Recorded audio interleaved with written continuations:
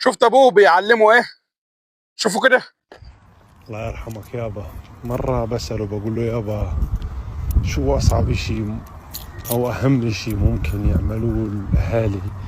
قال أهم إشي يابا أن يجعلوا أبنائهم أشقاء حقيقيين وإخوة مرافقين وملاصقين. بقول له كيف؟ يعني قال لي لازم كل الأهل يقنعوا ويربوا أولادهم على أنهم إخوان وأن الدنيا ما بتفرقهم شو ما كانت فيها.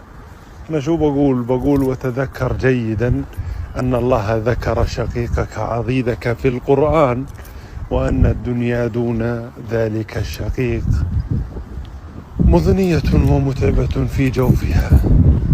تذكروا جيدا أن كل شيء في الدنيا قابل للاستبدال إلا ذلك الأخ الذي أتى من ظهر صلب أنت إليه تنتمي.